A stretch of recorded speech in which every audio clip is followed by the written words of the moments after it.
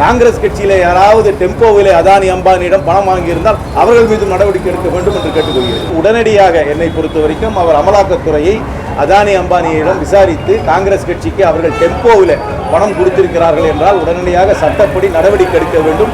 தோல் நிறத்தின் காரணமாக காங்கிரஸ் கட்சியும் இந்தியா கூட்டணியும் ராஷ்டிரபதி திருமதி திரௌபதி முர்முவுக்கு வாக்களிக்கவில்லை என்று ஒரு கொச்சையான கருத்தை சொல்லியிருக்கிறார். இவர் 10 ஆண்டுகளில் சாதாரண மக்கள் மீது விலைவாசி உயர்வால் சுமத்தப்பட்ட சுமைகளை காரணமாக எதுக்காக குறைக்க எதிர்த்து வெற்றிகரமாக தேர்தலை நடத்தி இருக்கிறோம். நாங்களே எதற்காக திராவிட முன்னேற்றம் காங்கிரஸ் கூட்டணி எதற்காக முடியும்?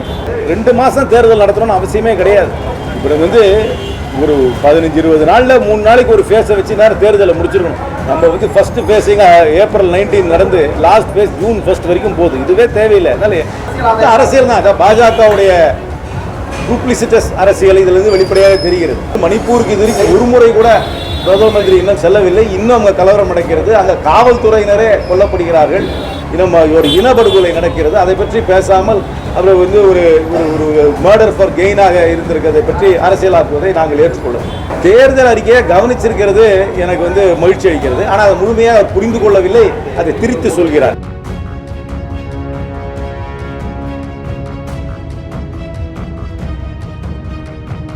பிரதம மந்திரி அவர்கள் உயர்ந்த பதவியில் உட்கார்ந்திருக்கும் பிரதம மந்திரி அவர்கள் கொச்சையாக ஜனாதிபதி தேர்தலை பற்றி கொச்சையாக தோல் நிறத்தின் காரணமாக காங்கிரஸ் கட்சியும் இந்தியா கூட்டணியும் ராஷ்டிரபதி திருமதி திரௌபதி முர்முவுக்கு வாக்களிக்கவில்லை என்று ஒரு கொச்சையான கருத்தை சொல்லியிருக்கிறார். அதற்காக பாரதிய ஜனதா கட்சி அவர் மீது என்ன நடவடிக்கை எடுக்கப் போகிறது என்று நான் கேட்கிறேன்.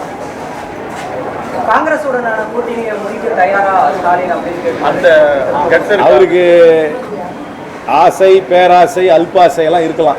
ஆனால் இந்தியா கூட்டணி வலுவாக இருக்கிறது. தமிழ்நாட்டை பொறுத்த வரைக்கும் 39 தொகுதிகளிலும் இந்தியா கூட்டணி திராவிட முன்னேற்ற கழக தலைமையிலான கூட்டணி வெற்றி பெறப் போகிறது. எந்த காரணத்துக்காக கூட்டணியை முறிக்க வேண்டும்?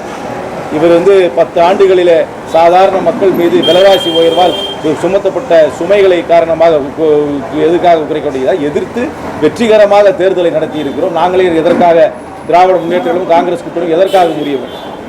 தேர்தல் முடிஞ்சு வாக்குப்பதிவு நிலவரம் வர்றதுக்கு நேரம் எடுத்துக்கொண்டு அப்படின்னு காங்கிரஸ் கட்சியுடைய தலைவர் மல்லிகார்ஜுன கார்கே கூட்டணி கட்சி தலைவர் எஃபிஷியன்சி ஆஃப் தி எலெக்ஷன் கமிஷனை தான் காமிக்கிறது ஒழிய இதில் ஒன்றும் ஏதாவது தப்பு நடக்குதுன்னு என்னால் சொல்ல முடியல. Efficiency of the election commission இன்னைக்கு இருக்கிற தொழில்நுட்பத்தின் வசதியில் உடனடியாக ரியல் டைம் டேட்டாவை அவங்களால கலெக்ட் பண்ண முடியும். ஏன் கலெக்ட் பண்ண மாட்டேங்கிறாங்கன்னு எனக்கு தெரியல.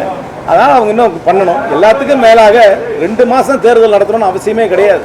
இப்போ ஒரு 15-20 நாளில் 3 நாளைக்கு ஒரு ஃபேஸை வச்சு நேரம் தேர்தலை முடிச்சிருக்கணும். நம்ம ஃபர்ஸ்ட் ஃபேஸிங் ஏப்ரல் 19 நடந்து லாஸ்ட் ஃபேஸ் ஜூன் 1 வரைக்கும் போகுது. இதுவே தேவையில்லை. அதனால எஃபிஷியன்சி ஆஃப் தேர்தல் கமிஷன், அதாவது அவருடைய திறமை, அவருடைய நடுநிலை அவர்கள் செயல்படவில்லை என்று நான் குற்றச்சாட்டை வைக்கலாம். இதில் ஏதாவது தவறு நடக்கிறதா என்று என்னால் ஆதாரம் எதுவும் எனக்கு கிடையாது.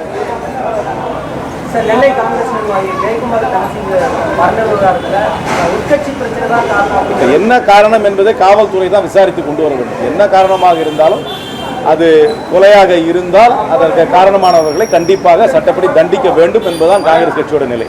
காவல்துறையோட விசாரணை திருப்திகரமா இருக்காது. இப்பதான் ஆரம்பிச்சிருக்கேன். 4 நாள் தான் கூட ஆகலையே. 4 நாள்லயே பண்ணணும்னு சொல்லலையா? அவங்க என்னை பொறுத்த வரைக்கும் பாரபட்சம் இல்லாமல் விசாரிப்பார்கள் என்று முழுமையாக நம்புகிறேன். பாருங்க, இது ஒன்று தெரிஞ்சுக்கணும். லா அண்ட் ஆர்டர் என்பது crimes of passion, crimes of கெயினை தடுக்க முடியாது. 2 தரப்பினருக்கும் ஒரு மத கலவரமோ இனக்கலவரமோ வந்தால் அதை தடுப்பதற்கு இன்டெலிஜென்ஸ் மூலமாக தடுக்கலாம். உங்களுக்கும் நீங்கள் ஹோட்டலுக்கு போகிறீங்க, ஒருத்தரோட சண்டை சண்டை வந்துச்சு, பலாருன்னு உங்களை வச்சு அடிச்சிட்டாருன்னா அதை காவல்துறை தடுக்க முடியும். அது நடந்ததுன்னா அதை விசாரிக்க முடியும், தண்டிக்க முடியும். அதனால் crimes of passion and crimes of கெயினை என்னை பொறுத்த வரைக்கும் எந்த அரசாங்கம் தடுக்க முடியாது. ஆனால் அதை விசாரிக்க முடியும். அதனால் மற்ற விதமான இன கலவரம், மத கலவரத்தை தான் தடுக்க முடியும் இன்டெலிஜென்ஸ் மூலமாக. மணிப்பூர்ல அவ்வளவு நாள் கலவரம் தொடர்ந்து நடைபெற்றது. அதை பற்றியெல்லாம் இந்த பாஜக வாய்ப்பு நிலையில சிறுன்னு சொல்ல முடியாது. தமிழகத்துல ஒரு முக்கியமான தலைவருடைய மரணத்துல அரசியல் தான் பாஜகவுடைய டூப்ளிசிட்டஸ் அரசியல் இதிலிருந்து வெளிப்படையாக தெரிகிறது. அவர்கள் மணிப்பூருக்கு இது வரைக்கும் ஒரு முறை கூட பிரதம மந்திரி இன்னும் செல்லவில்லை. இன்னும் அங்கே கலவரம் நடக்கிறது. அங்கே காவல்துறையினரே கொல்லப்படுகிறார்கள். காவல்துறையினுடைய ஆயுதங்கள் சூறையாடப்படுகின்றன. ஒரு இனப்படுகொலை நடக்கிறது. அதை பற்றி பேசாமல் அவர் வந்து ஒரு மர்டர் ஃபார் கெயினாக இருந்திருக்கிறதை பற்றி அரசியலாக்குவதை நாங்கள் ஏற்றுக்கொள்ளும். மோடி கடந்த 10 ஆண்டு ஆட்சி காலத்தில் இருக்கக்கூடிய அவருடைய சாதனைகளை சொல்லி வாக்கு சேகரிக்காமல் காங்கிரஸ் கட்சியினுடைய தேர்தல் அறிக்கையை வந்து சுட்டிக்காட்டி வாக்கு சேகரிப்பதை நீங்க எப்படி பாக்குறீங்க? தேர்தல் அறிக்கையை கவனிச்சிருக்கிறது எனக்கு வந்து மகிழ்ச்சி அளிக்கிறது. ஆனால் அதை முழுமையாக அவர் புரிந்து கொள்ளவில்லை, அதை திரித்து சொல்கிறார். எங்கள் தேர்தல் அறிக்கை இந்தியாவுடைய அரசியல் விவாதத்திலே மையப்பொருளாக ஆனதில் நாங்கள் வரவேற்கிறோம். ஆனால் அதில் உள்ளே என்ன எழுதியிருக்கிறது என்பதை படித்து அவர் புரிந்து கொள்ள வேண்டும். புரிந்து கொள்ளாமல் அவர் பேசுகிறார். 10 ஆண்டுகளிலே அவர் செய்த சாதனைகளை சொல்லாமல் ஜனாதிபதியுடைய நிறத்தை சொல்லி மற்றபடி தேவையான சிறுபான்மையினரை சிறுமைப்படுத்தி இதைத்தான் அவர் செய்கிறாரே தவிர அவர் 10 ஆண்டுகளிலே ஒன்றும் செய்யவில்லை என்பது இதிலிருந்து வெளிப்படையாக தெரிகிறது.